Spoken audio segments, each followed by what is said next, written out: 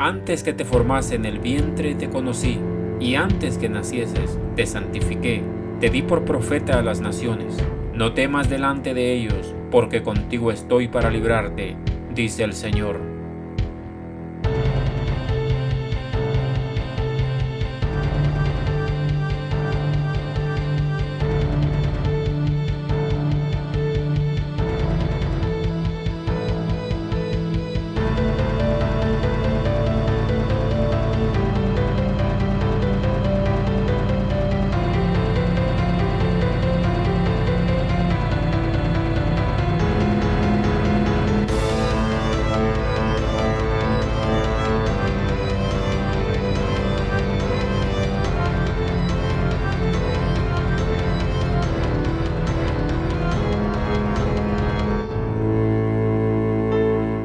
Y ahora necesitamos saber con quién vamos a hablar en el día de hoy.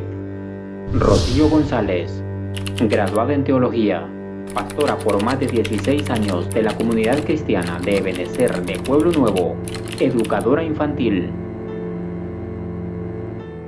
Ahora sí, podemos comenzar. Héroes de la Fe. Un programa a la altura de la fe.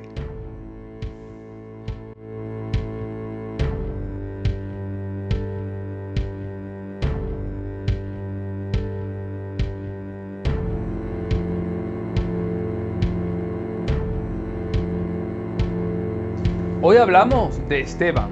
Lo encontramos en Hechos de los Apóstoles en los capítulos 6, 7 y 8. ¡Qué bueno!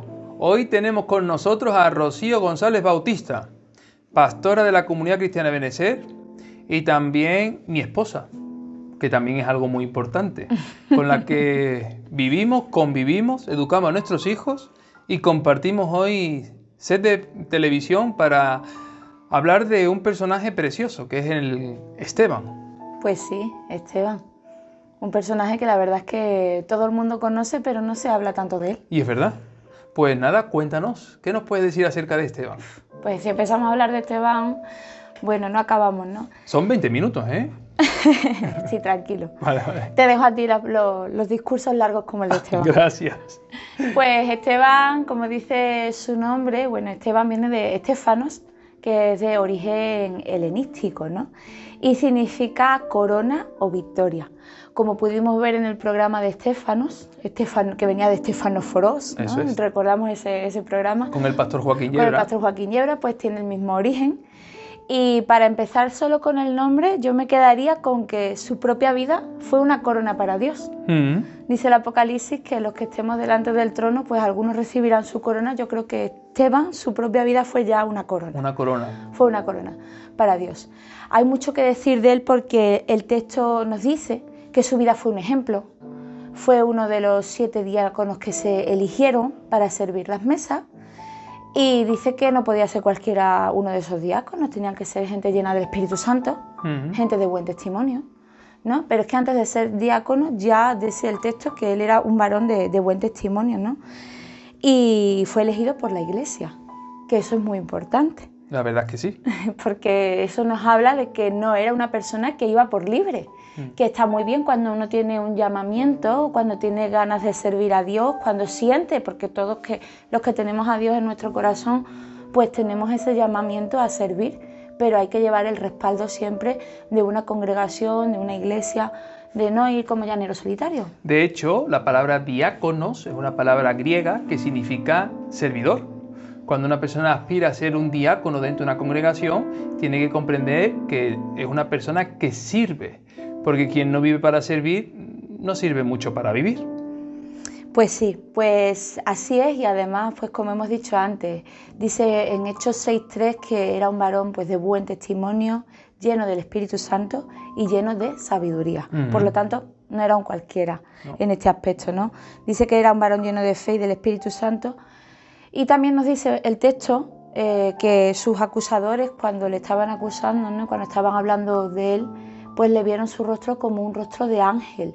Por lo tanto, eso nos habla de que era una persona que tenía una cercanía con Dios Intimidad. Tenía intimidad, lo buscaría a todas horas, no solo de boca hacia afuera, sino en la intimidad, ¿no? de sus aposentos, seguramente que era un varón de vigilia, de ayuno, digo seguramente, no lo dice el texto, pero se entiende, ¿no? Cuando una persona... Tiene intimidad con Dios. Eso es, cuando tiene ese currículum de cara a los demás, tú puedes falsear la imagen un tiempo, pero no siempre. Claro. Entonces cuando tú enseñas esa imagen a todo el mundo todo el tiempo es porque tú de verdad tienes esa relación y eso se ve.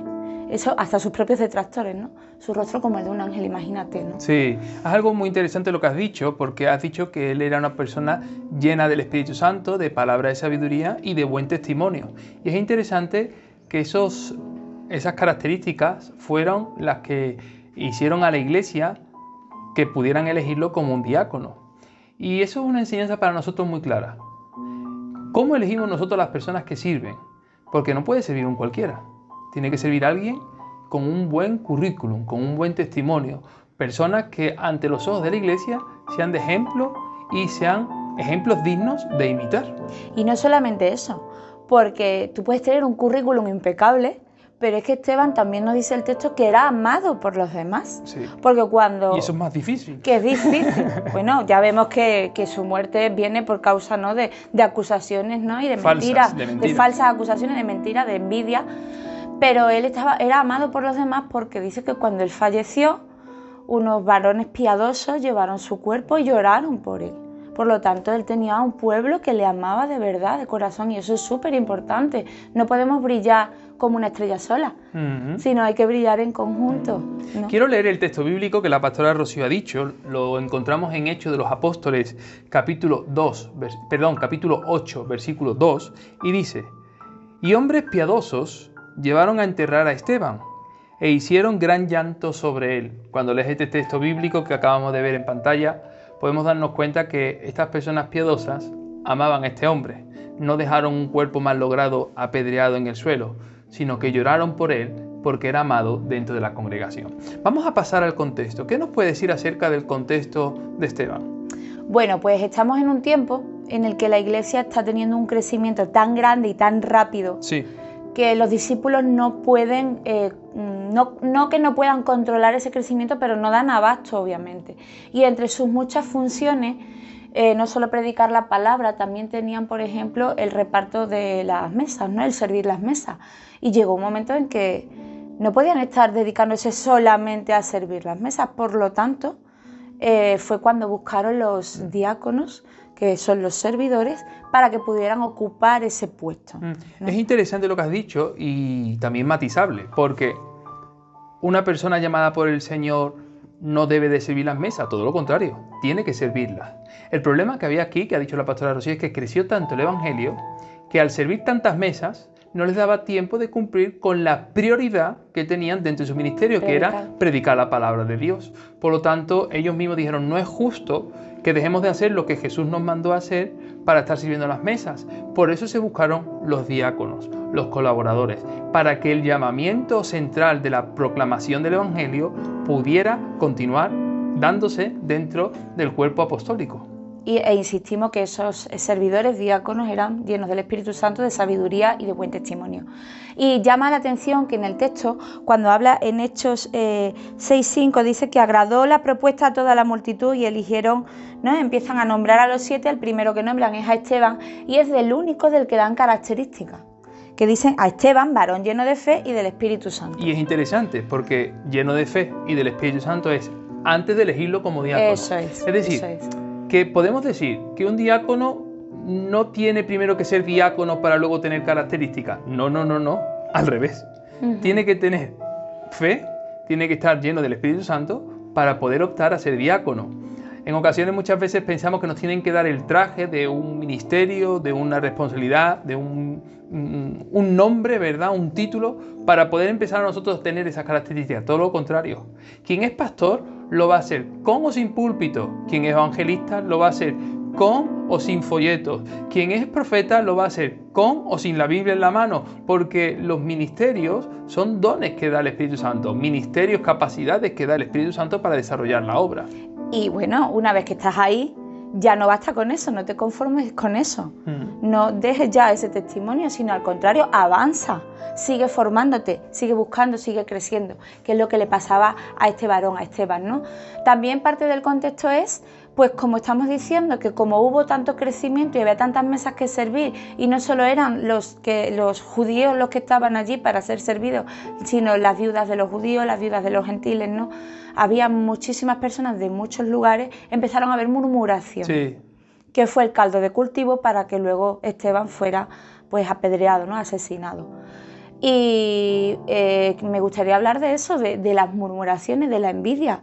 Cuando uno está sirviendo a Dios y está al frente y el Espíritu Santo está con él y es lleno del Espíritu Santo y trabaja por amor, con amor, sirviendo a Dios y a los hombres, siempre hay alguien detrás que viene a atacar, a murmurar y, como en este caso, a decir mentiras contra él, ¿no? Bueno, el mismo Jesús lo avisó cuando dijo: gozaos y alegraos, porque vuestro galardón es grande en los cielos, porque vendrán y os perseguirán y os criticarán y dirán toda clase de mal contra vosotros mintiendo.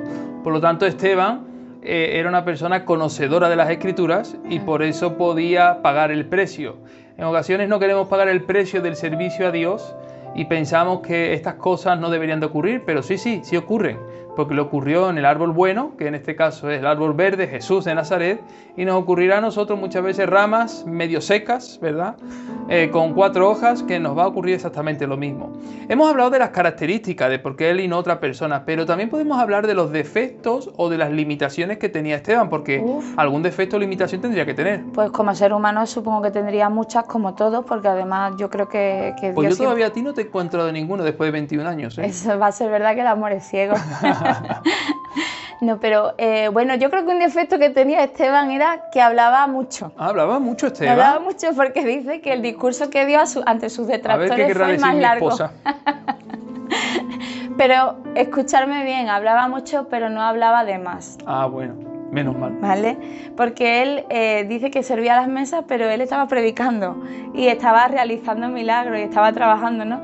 Y cuando llega la hora de enfrentarse ante el Sanedrín y le están acusando, empieza a dar el discurso, y yo creo que él tenía más conocimiento de las Escrituras que todos ellos juntos. Habla desde Moisés, ¿no? Y no callaba, ¿no? Y luego incluso los acusa al final, ¿no? Llega un momento en que ya los acusa, ¿no? Y vosotros no sabéis que vuestros padres también acusaron a los profetas, ¿no? Entonces, yo creo que ese era uno de sus defectos. Que hablaba mucho. Que hablaba mucho. De hecho, él tiene el récord Guinness bíblico de la exposición bíblica más extensa que hay en todos los discursos bíblicos que encontramos. Es el discurso de un diácono, no es curiosamente ni el de Pablo, ni el de Pedro, ni el de Juan, sino es Esteban el discurso más largo que encontramos en esos capítulos 6, 7 y 8 del libro de Hechos de los Apóstoles. Es curioso. Sí, hablaba, bueno, pero gracias a Dios por esas palabras que tuvo, ¿no? Porque él fue quien preparó después pues, la dispersión, ¿no? Que muchos salieron después a predicar. Limitaciones, pues, como me has preguntado, que estaba él solo contra muchos, Eso contra es un una grupo limitación. grande, una limitación, y wow, no todo el mundo sería capaz de superar esa prueba, ¿no? Era él solo contra muchos, estaban diciendo mentiras contra él porque las acusaciones no eran infundadas sobre algo que había pasado. Levantaron falsos testimonios. Levantaron falsos testimonios e incluso sobornaron, ¿no? Fue que dice que sobornaron para que dijeran las mentiras contra él. Los religiosos. Los religiosos, claro. ¿Cuántos religiosos hay, no? Que prefieren el vaso limpio por fuera, pero por dentro está sucio, como decía Jesús, ¿no? Sí. Y luego el miedo, ¿no? Su vida estaba corriendo peligro, él podía tener miedo en ese momento, pero yo creo que el poder del Espíritu Santo, el Espíritu Santo que moraba en él y que hacía que él hiciera esos milagros, hizo también este milagro, ¿no? De que él no se callara. A mí me gustaría destacar también la presión del medio, aunque parezca algo no tan limitado, pero sí lo es. Porque cuando es uno contra muchos y encima esos muchos son muy ruidosos, ¿verdad? La presión del medio te puede hacer, no retractarte, pero a lo mejor amedrentarte, es decir, dejarte cohibido y que no puedas cumplir con lo que Dios ha puesto en ti, ¿verdad? Por lo tanto, la presión del medio también podría ser aquí una gran limitación. ¿Algún obstáculo que se encontró Esteban, aparte de todas las piedras que le lanzaron? Pues ya lo que estamos diciendo, ¿no? Esas mentiras, ¿no? Que qué difícil es cuando uno está sirviendo a Dios, que como hemos dicho, que encima tenía el respaldo de la iglesia, que había sido ordenado y además que lo hacía con alegría porque él no fue mandado a subirse en un púlpito, No. sino fue mandado a servir mesa. Sí. Y lo hacía con alegría. Y ese era su púlpito. Era su Y él púlpito. predicaba, no se limitaba a repartir alimentos, por lo tanto él no era parte de una ONG. Quisiera también que eso, que lo tuviéramos en cuenta. Aparte, o sea, como digo, pues su obstáculo fue que estaba haciendo eso, que seguro que era un trabajo que muchos no le daban importancia, y encima tuvo mentiras, acusaciones y persecuciones. ¿Qué más obstáculos quiere? No, pobrecito, tenía de Otros todo. hubieran tirado la toalla, hubieran Sí. dicho, ya no lo hago más, ya no Claro, lo hago más. Que lo haga otro. Claro, pero él siguió adelante, Hasta el final. hasta el final. Y el final fue que tuvo que ver los cielos abiertos y ver al Hijo del Hombre, ¿verdad? Donde le estaba esperando con los brazos abiertos porque su vida iba a ser puesta un punto y final en la tierra, aunque su esperanza estaba también puesta en los cielos. Así es. Quiero preguntarte también acerca, ¿cuál es el propósito de la misión de Esteban? El propósito de la misión de Esteban, bueno, si es que lo hemos dicho, que servía a Dios en la iglesia, que era un instrumento del Espíritu Santo para hacer los milagros, que tenía palabras de sabiduría. Sí. Por lo tanto, nos anima a nosotros a que escudriñemos las Escrituras constantemente, que no nos conformemos, como he escuchado, ¿no?, en algún momento personas que dicen, bueno, yo ya he escuchado predicar de toda la Biblia. O yo he leído y toda la yo Biblia. he leído ya toda la Biblia y bueno, ya el manual de vida ya... No, tenemos que escudriñar, hay perlas escondidas, ¿no?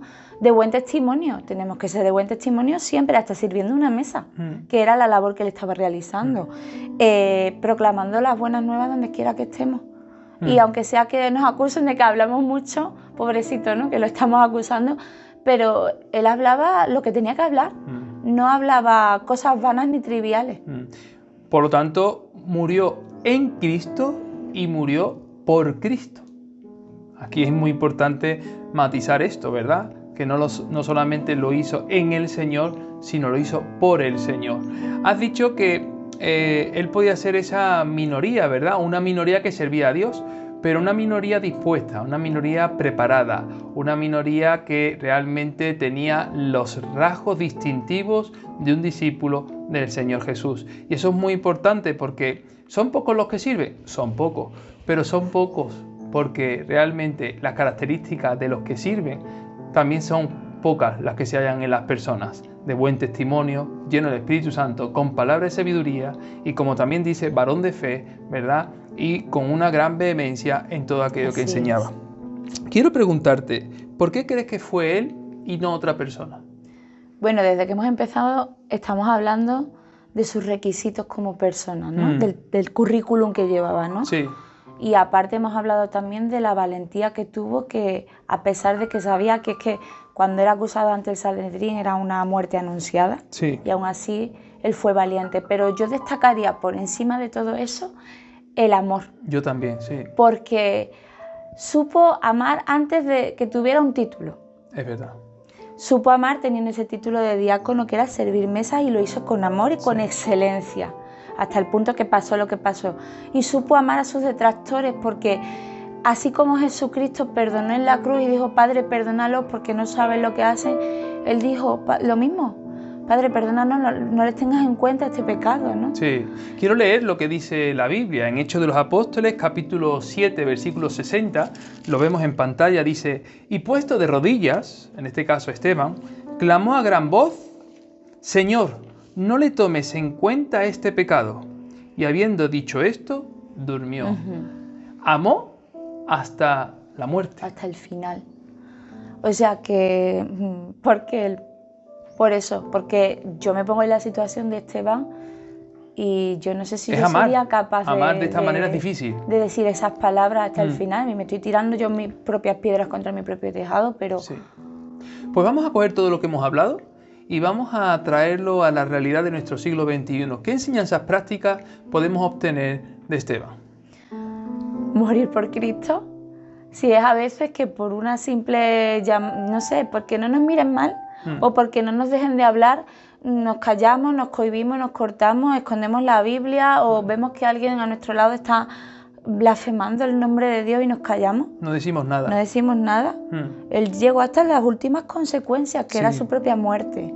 Por ejemplo, la persecución creo que también la persecución que él tuvo fue, como hemos dicho antes, lo que abrió las puertas para que los creyentes que estaban en Jerusalén, que tuvieron que salir, a donde quiera que fueron, predicaron el Evangelio. Por lo tanto, fue la causa de que se extendiera el Evangelio. Claro.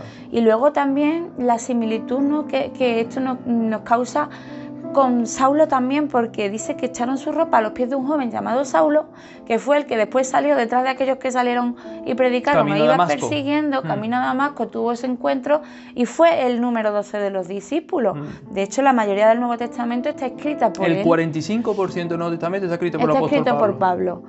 Y luego él tuvo que pasar una situación similar porque también fue acusado con mentiras, fue llevado también ante concilio, ante el propio César, porque le apeló a César, también tuvo que dar un discurso. O sea, que vemos similitud entre la vida de Esteban y la de Pablo, y entre la vida de Esteban y la de Jesús también. Algo que has dicho y me gustaría destacar también sobre, antes habías dicho que la Iglesia eligió a los diáconos, y es una enseñanza para nosotros. En ocasiones la Iglesia tiene que saber reconocer a los que tienen los dones espirituales. Por eso enseñamos a que cada creyente es real sacerdocio y nación santa. No porque nosotros lo hayamos inventado, sino porque así las Escrituras lo enseñan. La Iglesia tiene la facultad y la capacidad de poder ver quiénes son los que presiden, quién sirven, quién trabajan, con el propósito de poder reconocer. La Iglesia no es que elija, la Iglesia reconoce, porque el que elige desde el vientre de la madre es el Señor mismo. Amén. Que capacita y faculta a sus santos para la obra del ministerio. Pero la Iglesia tiene la responsabilidad de elegir y de comisionar y de enviar para cumplir el propósito, como pasó con Esteban y como debería la Iglesia hoy, en este siglo, de poder hacer también, ver a los que trabajan y sirven en medio de la congregación para que puedan seguir actuando como apóstoles, misioneros, evangelistas, profetas, pastores y maestros para la obra del ministerio. Que sean empáticos con los que están al frente también. También. Que se pongan en sus zapatos, ¿no? Eso es muy importante, sí. ¿Crees que podemos ser héroes como Esteban? Por supuesto. Muy bien, pues con la empatía. Con la empatía, por ejemplo, no criticando, no murmurando, dando buen testimonio, no amedrentándonos cuando venga a la primera de cambio, ya nos echamos atrás, ¿no? Siendo firmes y constantes de la palabra del Señor, teniendo fe. Muy bien. Amando a Dios por encima de nosotros mismos y amando a los demás también, aunque duela mucho, porque duele mucho, pero hay que amar, porque si Dios nos amó a nosotros primero, nosotros no somos quien para dejar de amar y dejar de perdonar. Amén, así es. Bueno, pues ya ha pasado el tiempo, ha sido un privilegio tener contigo este tiempo de entrevista y de poder hablar de un personaje tan interesante como es la vida de Esteban. No te voy a mandar besos para tu esposo porque lo tienes aquí presente, así que hoy no te voy a dar el codo, tú me vas a dar un beso. Aquí compartimos virus también. Esteban, como su propio nombre indica, es una corona de victoria. Y esa corona de victoria fue rendida a los pies del Maestro.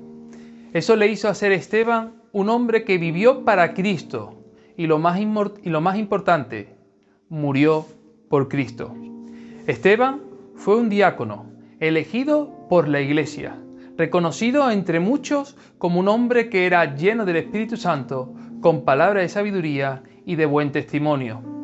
Por lo tanto, podemos llegar a la conclusión que no hay trabajo pequeño, sino pequeñas minorías cualificadas para hacer una labor grandiosa de servir y proclamar el Evangelio. Lo más interesante en la vida de Esteban, que fue el primer mártir de la Iglesia.